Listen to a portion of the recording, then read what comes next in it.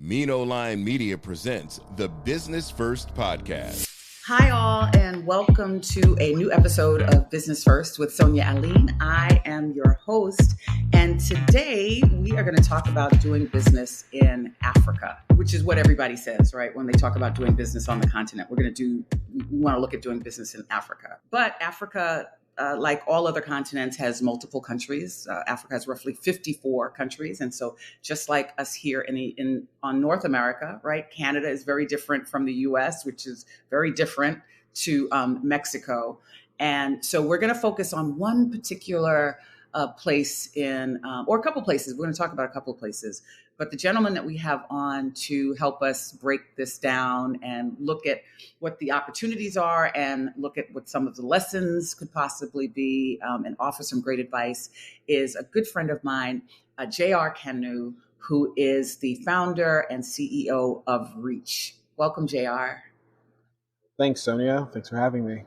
Hi, everyone. And so you are in Nigeria currently. Yes. Yeah, thank you for joining us. There's a bit of a time difference, so I'm glad you were able to accommodate talking with us. What city in Nigeria are you? I'm in Lagos, Nigeria. Okay. And where are you originally from? Jos. Jos, okay. Yeah. All righty. The north. Right. So when I met JR, for you all in the audience, I met him as an intern at Black Enterprise, and he has since had an amazing career, and he's learned a lot of different things. And so I want to give, you came to the States when, JR? You came to attend college, right? That's when you first came. 2002. Yep. All right, New York University. And so, like I said, you did a lot while you were here in the States. And so I want to give folks who are listening just a little bit of your background so they understand what led you back to go home and start developing the businesses and start looking at what you were looking at creating for Nigeria. All right. So let's see. 2002 is when I got to the U.S. for college. I went to undergrad in Calvin University out in Grand Rapids, Michigan. And at the time, I was quite determined to be an engineer of some sort. Actually, I was going to do a double major, the folly of youth. I thought I could hack both mechanical engineering and computer science. Quickly learned that I like having weekends and chose mechanical engineering. Completed that. And thankfully, because Calvin was and still is a liberal arts university, I discovered my love for writing.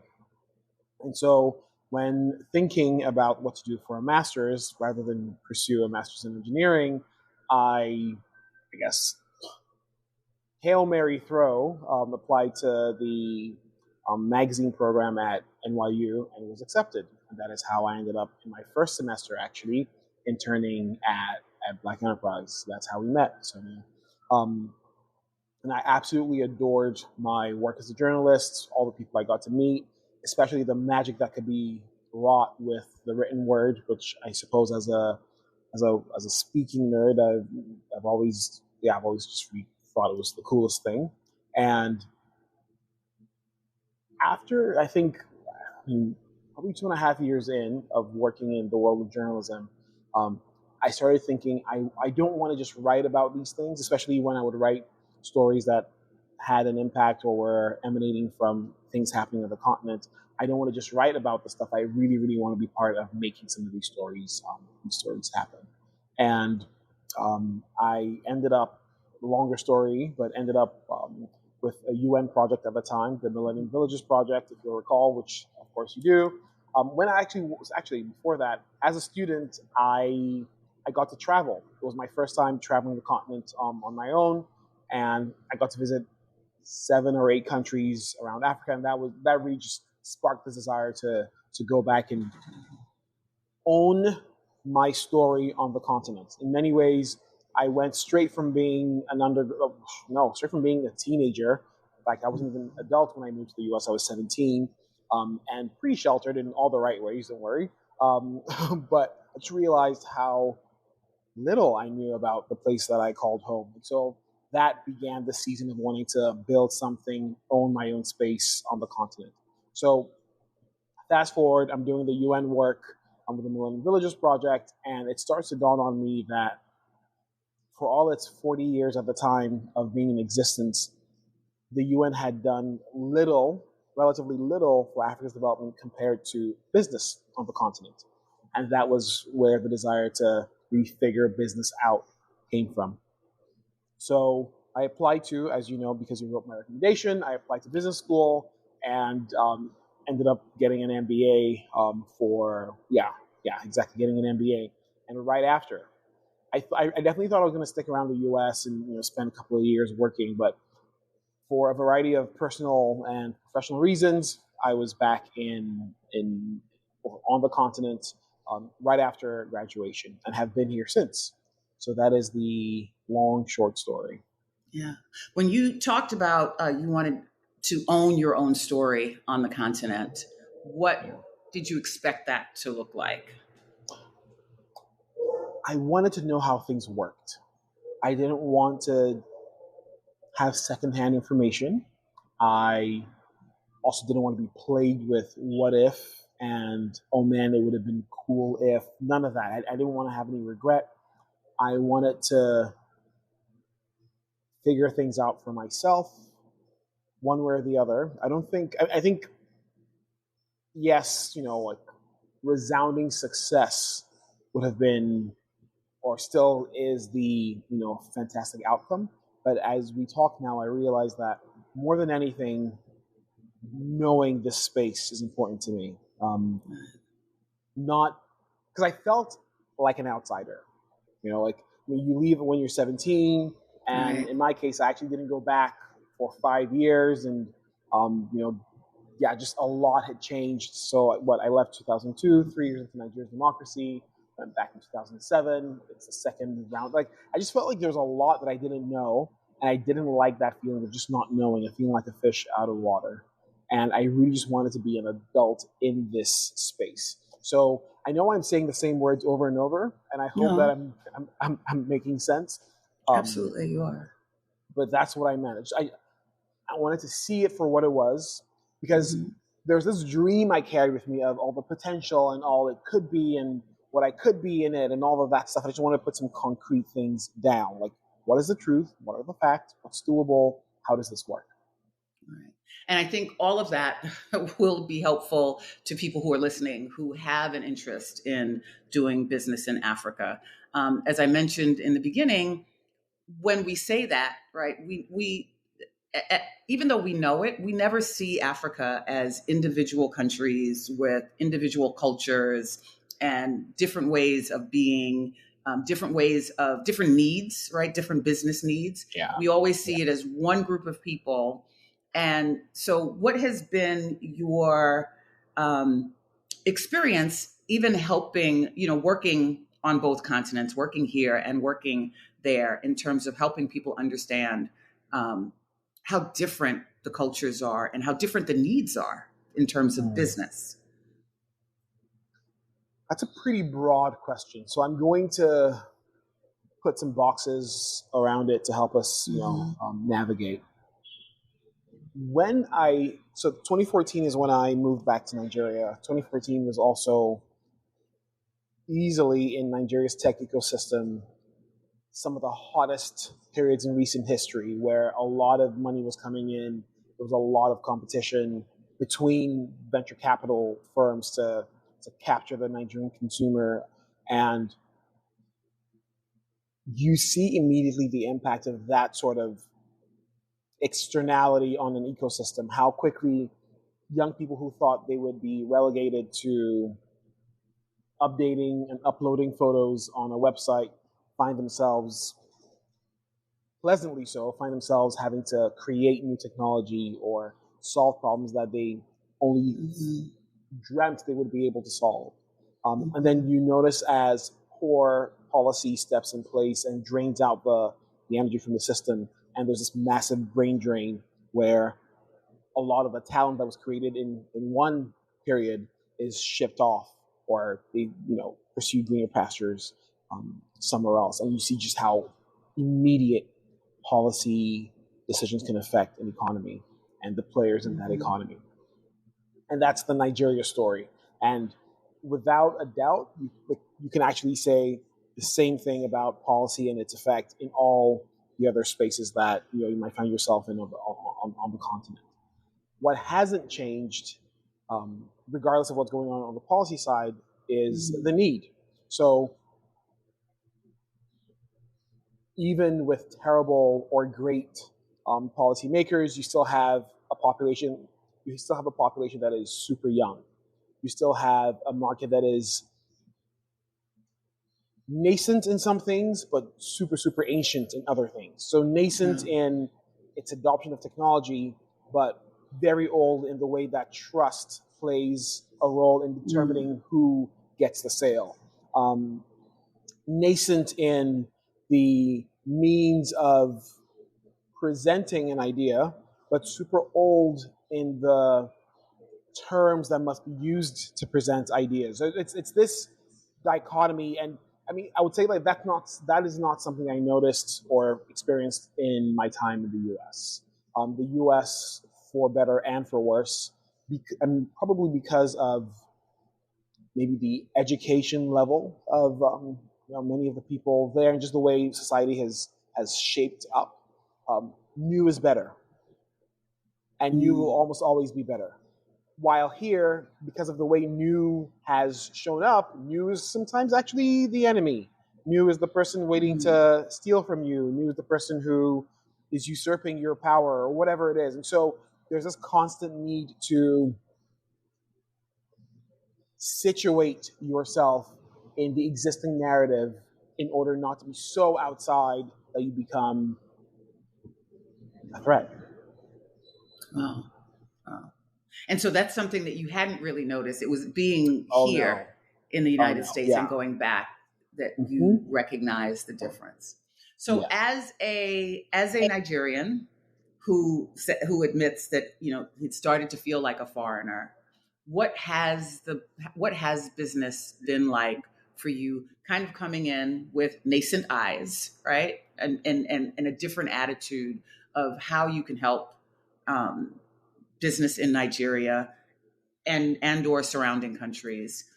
What has been the benefit of you coming in with new eyes and looking at what you see as the problems? Because what you see as the problems may not be what people living there see as the problems. And so how have you managed how have you managed that in terms of setting up your business there? I would like to say that I have managed it. Looking back, I undervalued the power of being outside the system. So there was this heavy desire to be in the system and to be of the system in the space, to own my space in this narrative. But when it comes to business, there is a lot of value in being outside because you get to see ways in which things can connect, that people who are, it's just like, a fish doesn't know that it's in water. And so I think is there a role? Yes, 100% there is the role for being in and being out. But if you already are starting on the outside, value that space, because you will never completely be on the inside either. And so understanding that you bring value from the outside could be really powerful in the way you interact and the eyes with which, or the lens with which you look at things. So specifically, it is rare to find companies that start in one African country and show up in multiple African countries. Rare. So unfortunately, with the language divide of colonization, Nigeria is right next to Benin and doesn't do much business, if any, with that country, right? Nigeria is right next to Niger, which is just above it. And because of the shared language of Hausa, you have some agricultural trade, but nothing really major beyond that. Nigeria's next to Cameroon, and it's crazy to think in any other context how you can have countries right next to each other that don't have major trade partnerships. But it happens all the time in Africa, right? Immediately when a Nigerian company thinks of expanding, it's thinking Ghana. when a Ghanaian company thinks of expanding, it's thinking Nigeria, maybe Kenya, if we're going to go far. When you're in South Africa, you hear people in South Africa say, "Oh, we're going into Africa," and I really want to just smack them upside the head and say, "Where do you think you are?" Because there's this sense of I'm separate or we're separate. We're not really a part of it because our economy, our systems don't work like what we think. So there's this. Nigerians call it "kolo mental," and it's people being stuck in this mentality of what was handed off to them by the colonial era, and just not having edited or updated those ideas in a while. And I think that being an outsider, you don't have those shackles, you don't have those constraints. You can see opportunity across countries, and you can pursue them right off the bat. There is also the major, I think, pitfall that most companies will inevitably fall into: over customizing. So you will find that because each country is so idiosyncratic, it will have its own requirements, its own regulations, its own things you'll think you must do in order to excel. And then when you do those things, it becomes really tough to go elsewhere. It becomes really tough to set up in a different country. So if you don't start with the end in mind, it becomes really tough to be what you could be given the ideas you might have had when you started. So I think that as an outsider, as most hopefully, or maybe most of the listeners are, there actually is a lot of value you bring in seeing things from the big picture, valuing your space as a connector from one continent to the other, as opposed to cutting ties with one continent just to jump in and be in another. So tell us a little bit about Reach and what your goal has been for what you expect, right? And I know that your all of these businesses are developing, but what is the end goal for Reach in terms of what you expect Reach to be able to contribute to the continent, and particularly to Nigeria? So let's see. Okay, Reach is meant to be a double entendre for those who say it that way, and it's meant to help people extend their financial reach, but also meant to help companies reach people better. So that's what it's meant to do. So on one hand, it was started from a desire to understand where money was going. My money specifically, I would look at the end of the month and be like, wait, what? How? Where? So that's where the company started, as this tech solution to track your finances and see where things are coming and going. And then, as a result of having a growing community of people with, transaction information growing, we could then guide companies on how to engage their target audiences based on the clear data that we could leverage for that kind of strategy guidance.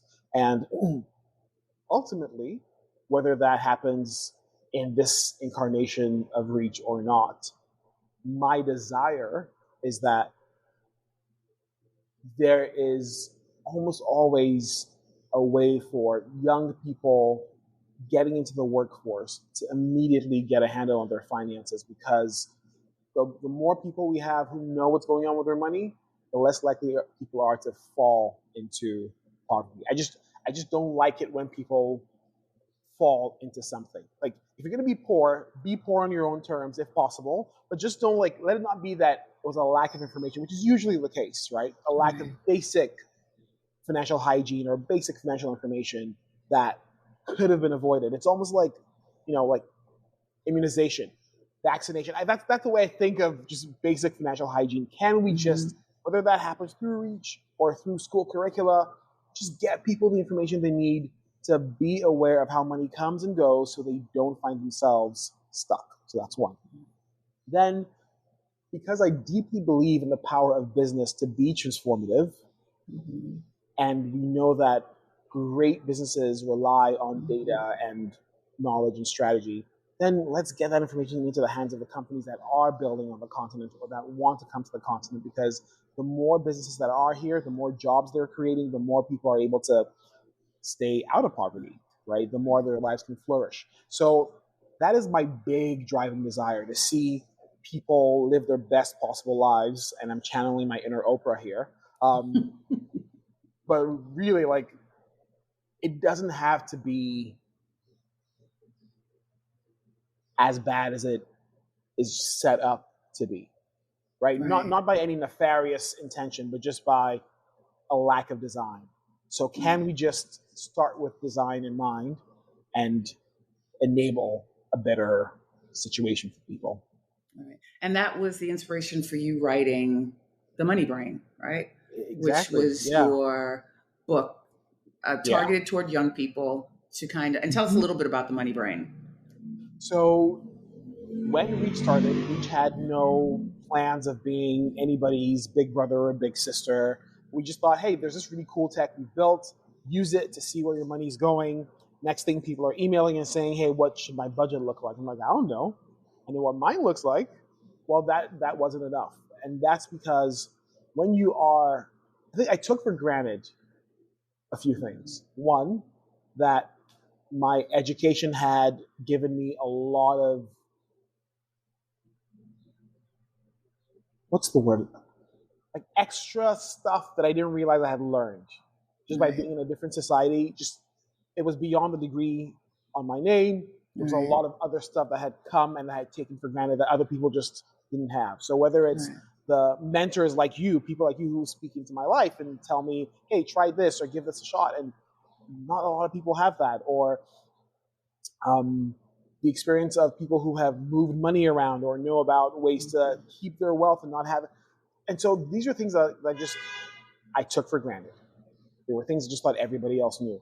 And as questions were coming in, I realized, no, actually not everyone has this information.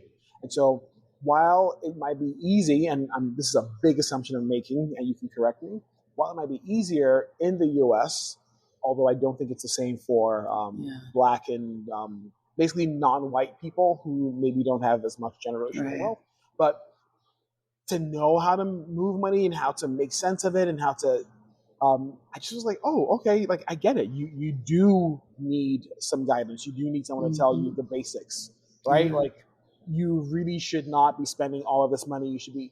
So that's where that started. So then we started crafting budgets for people. And when you start doing the same thing over and over again, you make it into a tool that people can use. And so it was that. But then people said, yeah, great, you've given me a budget, but I don't earn enough.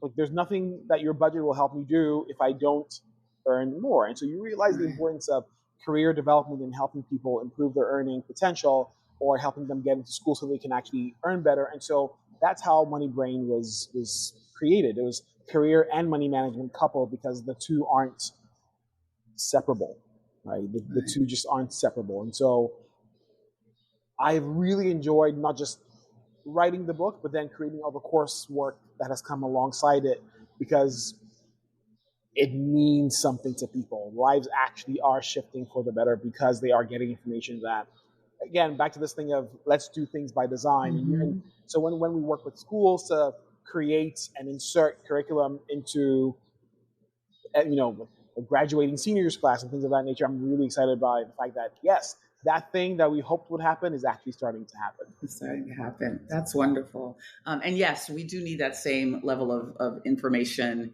here as well. And that's why, podcasts like this exist and all the other systems, you'll find a number of different platforms in the US because we recognize that a lot of us have been held back just for lack of information and then lack of a system to help us manage whatever information that we do get.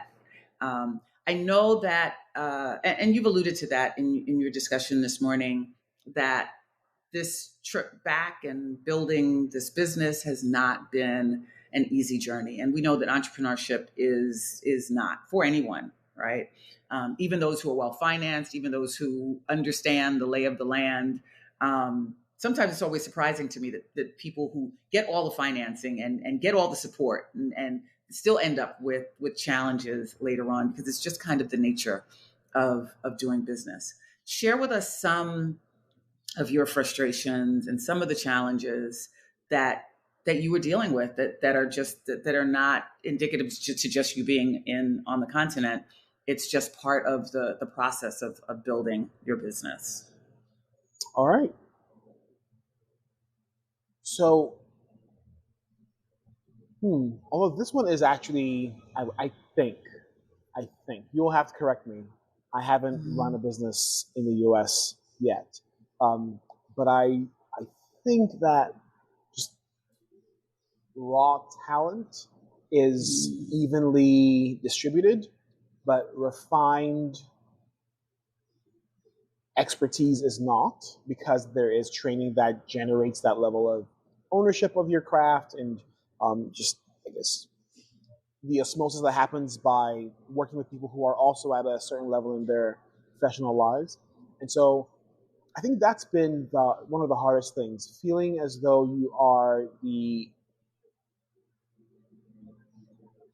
standard bearer for everything, regardless of the department of the company. You're just like, the buck definitely stops with you, but it shouldn't be only you who cares about how that buck looks when it does stop. Right. Like how do we make sure that there are more seasoned eyes and ears, or just people who have the right kinds of standards, so that when an email is sent out, it looks right. When a user experience is delivered, it goes as it should be. Because I think intrinsically we all have a sense of what good and bad feel and look like, but our willingness to let it slide on some occasions is a lot higher for some people than others. And so for me, that's one of the things. And I think that's less about being on the continent and more about the general ecosystem of experiences that have been shared here. Because when the teams are international and mixed and people can see how others are doing things,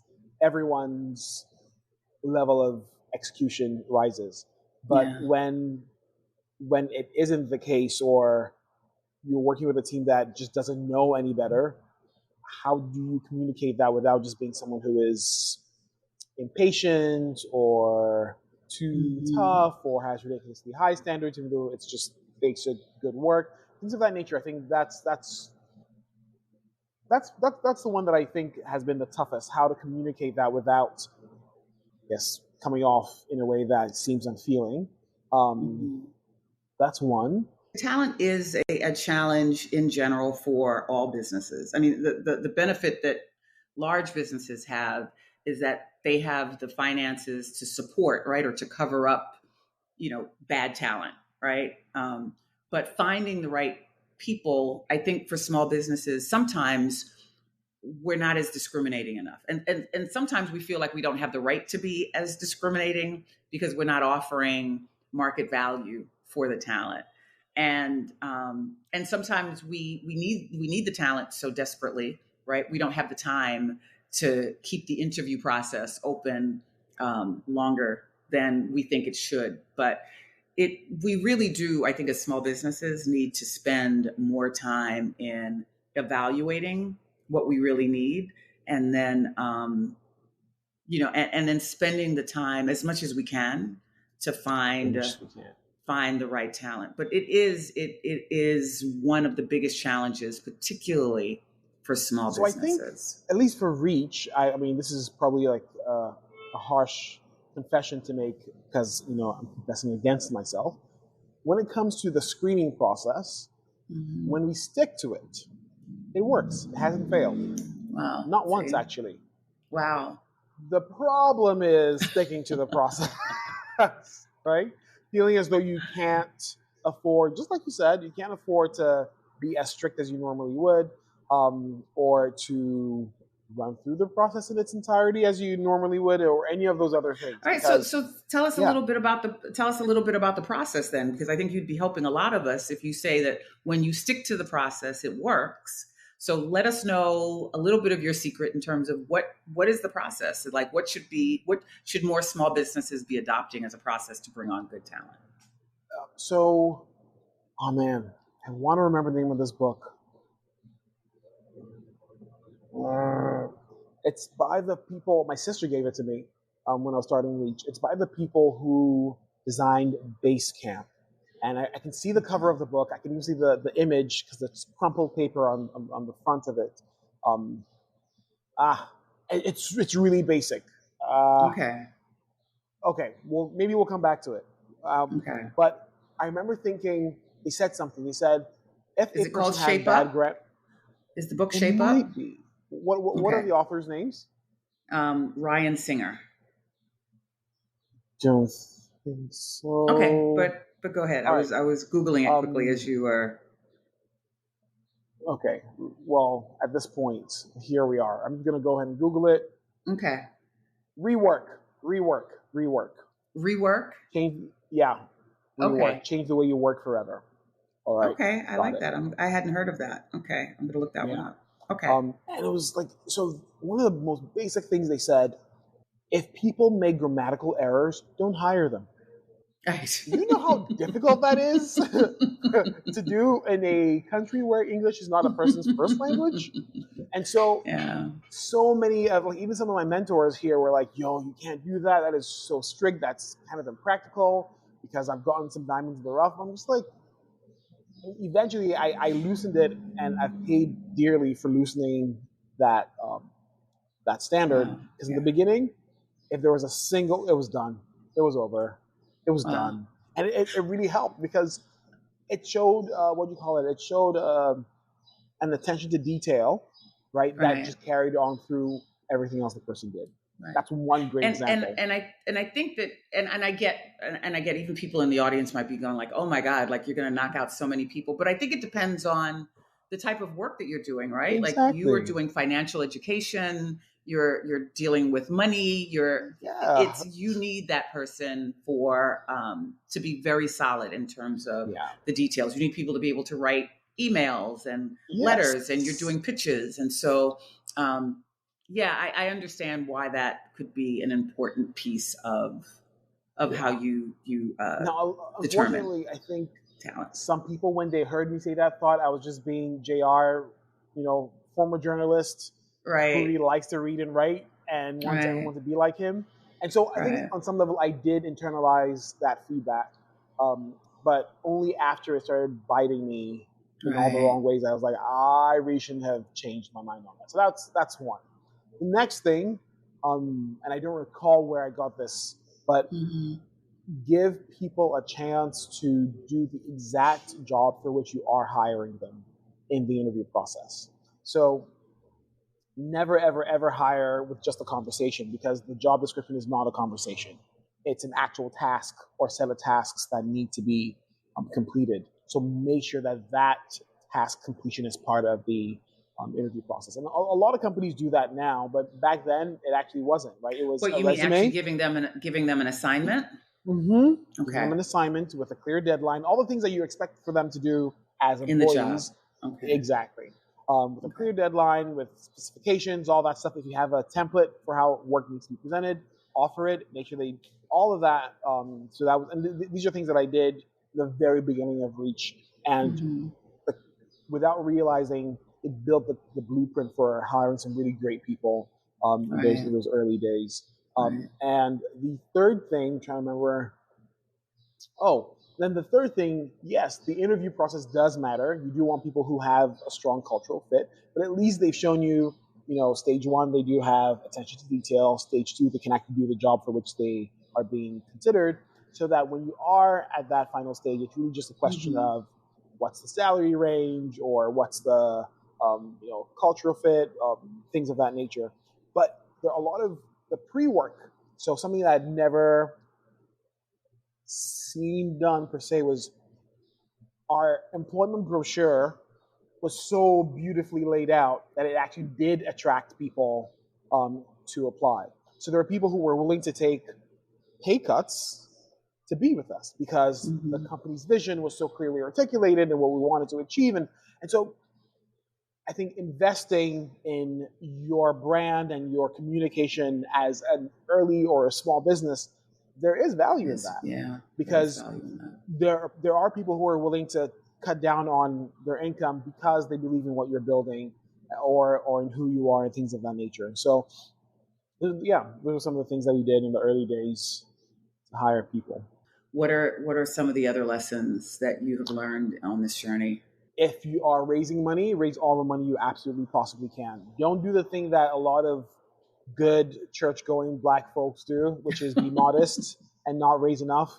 I'll be like, no, I want to see it work first, and then like, nope, raise all. Like, even if you don't know what you're raising for, as long as there's willingness to put money in you, like, you'll never be as hot as you are before you have actually started building. That is so true. It's so unfortunate, though. So counterintuitive. Yeah. But before you have read the first line of code, before you have done any actual work, the work is all in the narrative and the story you're building, and people's there's this euphoria and this excitement when a new thing is starting, and people just want to be part of it. Let them, because if you are a good person and not a fraud, you won't stop until it's absolutely like the last possible only option you have.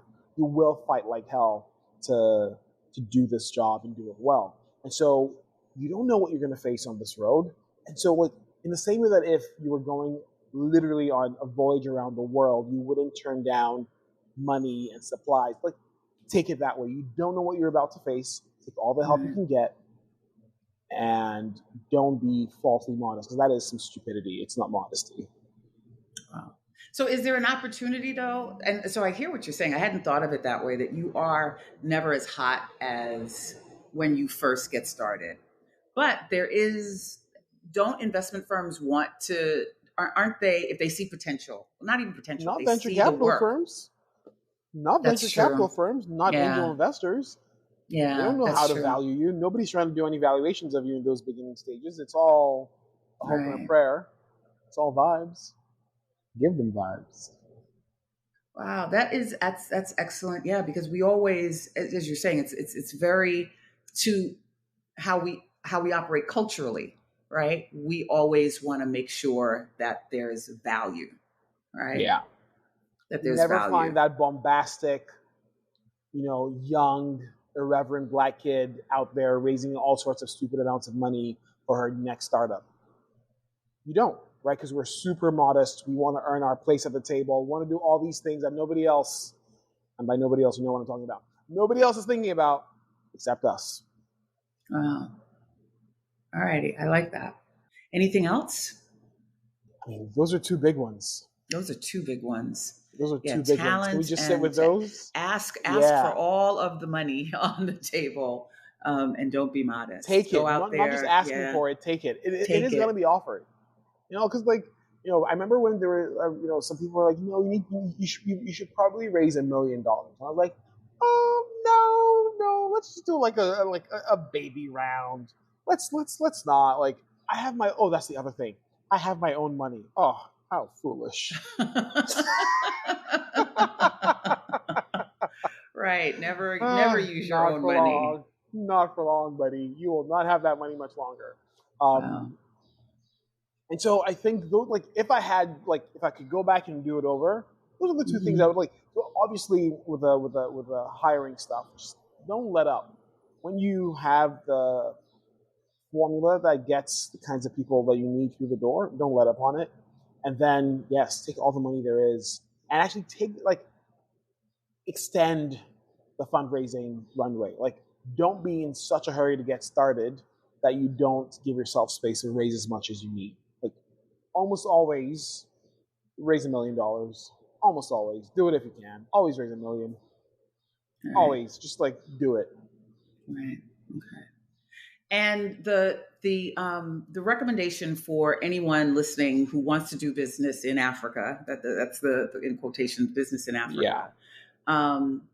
Yeah. What would you, as top level advice, I would imagine you would say is pinpoint your country or pinpoint a location. Is it a country, or would you say pinpoint a city or an area? Or I like the way you think. It's definitely about cities.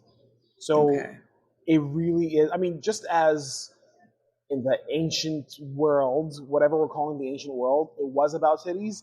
Countries are relatively new constructs, right? I remember you specifically, Sonia. You were all about the Medici period. Remember when you were real big Right. into the whole Yeah. Medici Yeah. period? Yeah. Yeah. And where were they? Were they in Venice? Where were they? Where was that Yeah. family? It was in Italy. Yeah.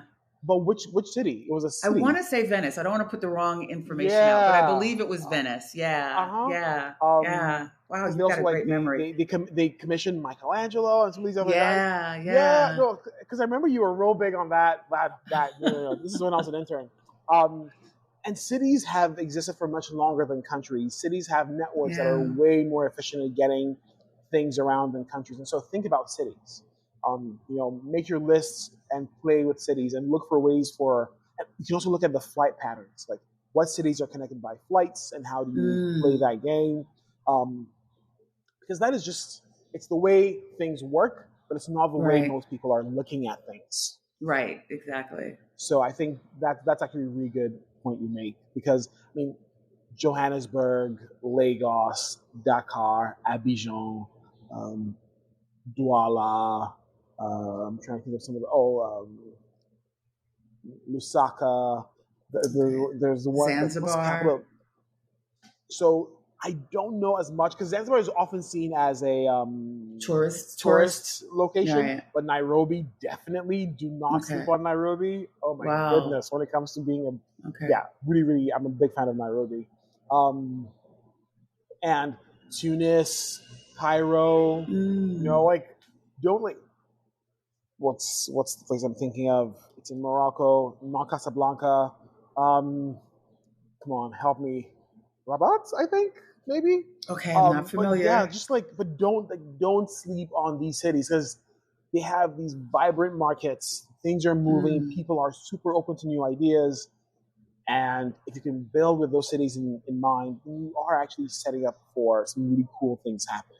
And at the very least, a pretty powerful network, right? It would be a shame to just be stuck thinking that you have to conquer all of Nigeria, when really you just need to work on Lagos or Lagos and Abuja, Wow. and then move on.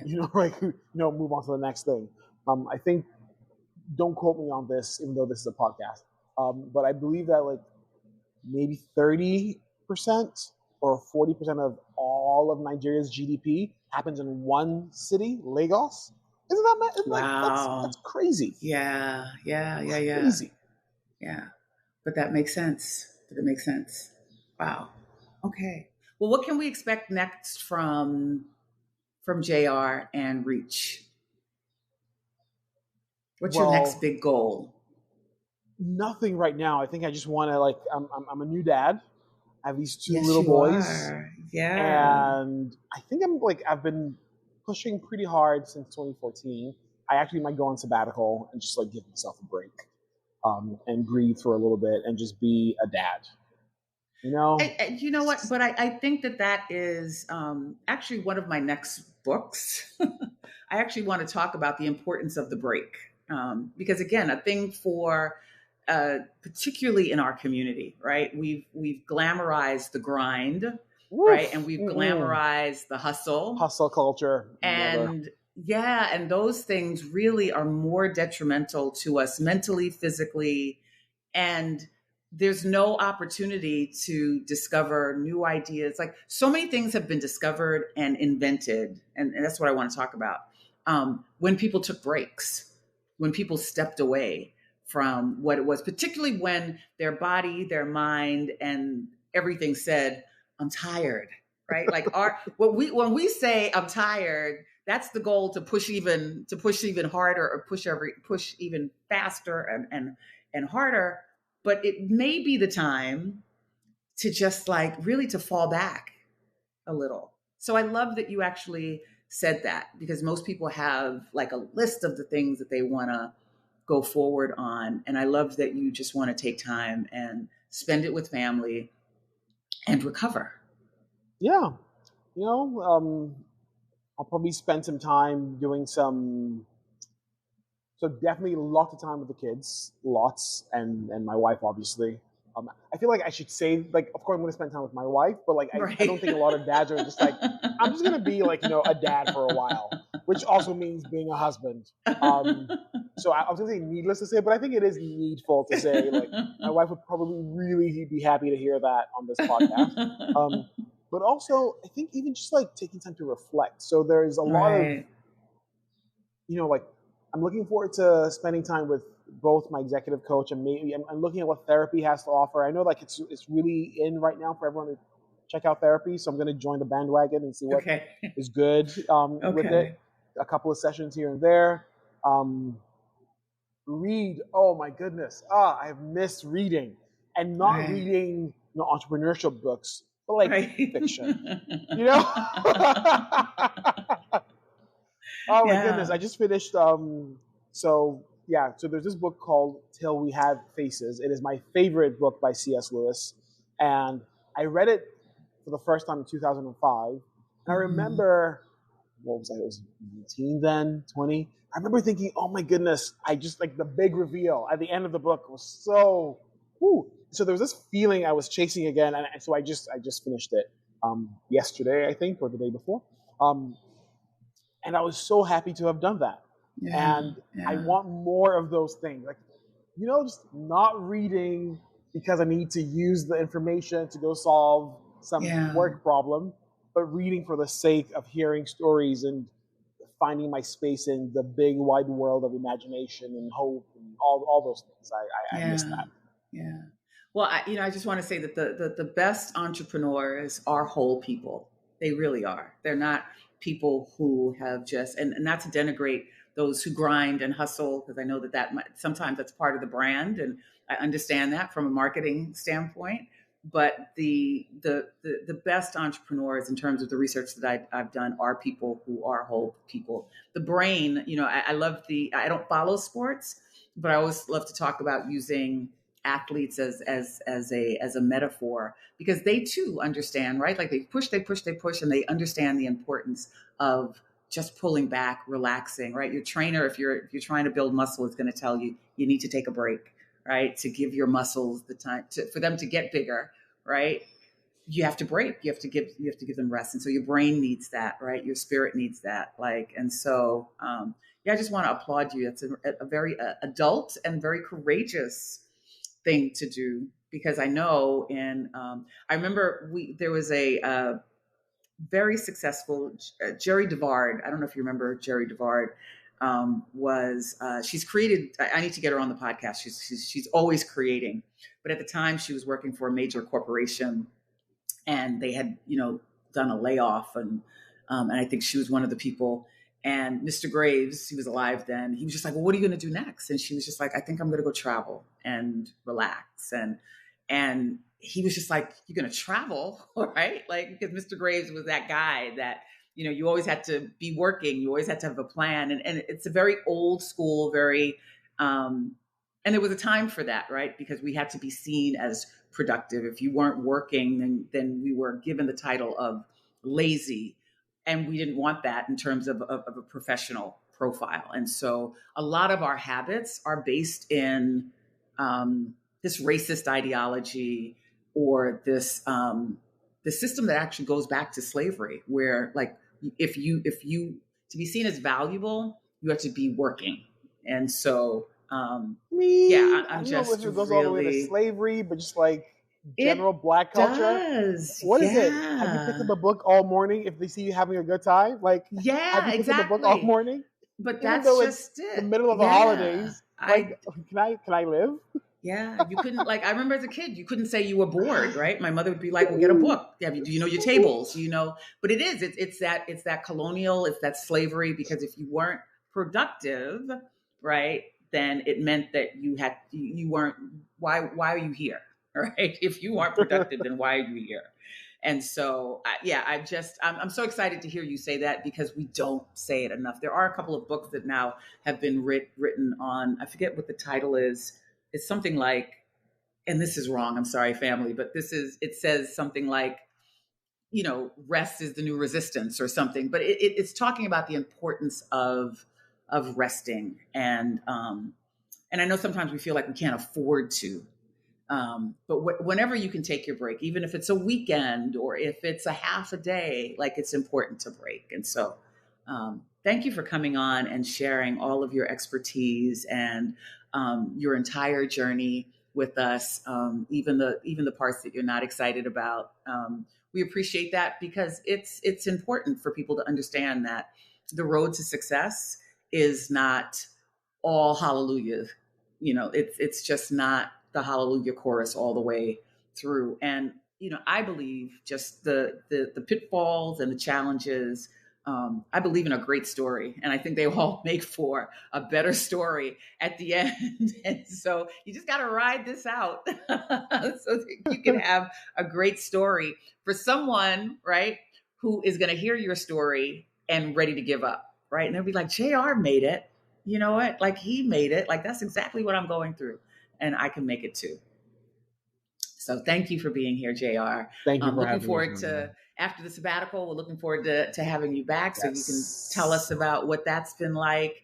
And is the Money Brain still available for people to purchase? Absolutely, totally. It's available. Moneybrain.reach.africa if you want to check it out, or search for Money Brain Career and Money Management in Your 20s and 30s. It is on Kindle. It's on Amazon for hard copy. It's all there. Okay, and if people want to connect with you, how can LinkedIn. they do that? Okay, alrighty. I'm pretty findable. JR Kanu, 6 letters. Yep, JRKANU. Pretty findable on LinkedIn. Okay. Same thing on Instagram, I believe. Okay. Pretty basic. Alrighty. Well, thank you. There's nothing about you that's basic. Thank you for all of the information that you've given us today. And again, like I said, we look forward to having you back. Thank you. And thank you all for listening. We'll be back again next week with another great guest. Thanks for tuning in. Bye. The Business First podcast is hosted and produced by Sonia Aline. Executive producer Ken Johnson. Find the Business First podcast on Apple Podcasts, Stitcher, Spotify, Odyssey, iHeartRadio, Amazon Music, TuneIn, or wherever you get your podcast. On social media on IG at business_first_podcast. Follow the Mean Old Line Media Podcast Network on IG at Mean Old Line Media. Get the Mean Old Line Media app in the App Store or Google Play. The Business First podcast is a Mean Old Line Media production.